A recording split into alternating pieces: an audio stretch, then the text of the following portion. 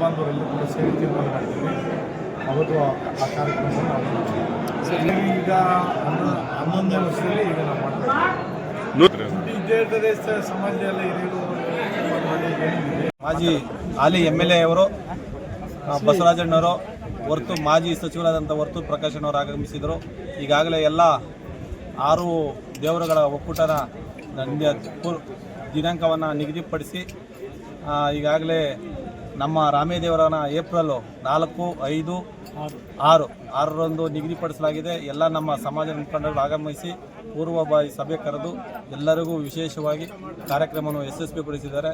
ಇದು ಹೊಸಕೋಟೆ ತಾಲೂಕಿನಲ್ಲಿ ಅದ್ದೂರಿಯಾಗಿ ನಡೆಯತಕ್ಕಂಥ ದೊಡ್ಡ ಜಾತ್ರೆಯಾಗಿದೆ. ಇಂದ ನಂಜಪ್ಪ ಅನ್ನೋರು ಅಧ್ಯಕ್ಷರಾಗಿದ್ದರು, ಅವ್ರ ತಂದೆ ಅಧ್ಯಕ್ಷರಾಗಿದ್ದರು, ಅವ್ರ ತಂದೆ ಕೂಗಲು ಕಾಡಪ್ಪ ಅವರಾಗಿದ್ದರು. ಕಾಡಪ್ಪ ಅವರು ಆದಮೇಲೆ ಇನ್ನೊಬ್ಬರು ನಿಮ್ಮೂರವ್ರು ಯಾರ ಹೆಸರು ಕಿಮ್ಮಣ್ಣ ಆಗಿದ್ದರು. ದಿಸ್ ಈಸ್ ನಂಜಪ್ಪ ನಂತರ ವ್ಯಕ್ತಿ ಸಿಕ್ಕಲ್ಲ.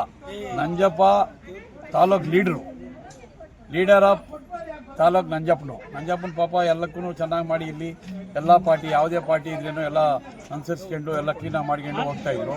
ಏನೋ ದೇವರು ಎಲ್ಲರಿಗೂ ಇರ್ತದೆ ವಿಧಿ ಆಟ. ಆ ವಿಧಿ ಆಟ ಕಾದನಿಕ ಪಾಪ ಹೋಗ್ಬಿಟ್ರು. ಈಗ ನಮಗಿರೋದು ಇವರಿಬ್ಬರು, ಬಸವರಾಜು ಸುರೇಶು ಬಸವರಾಜ್ ಅಧ್ಯಕ್ಷರು. ಅವ್ರು ಯಾವಾಗನಿಕ ಅವರೇ.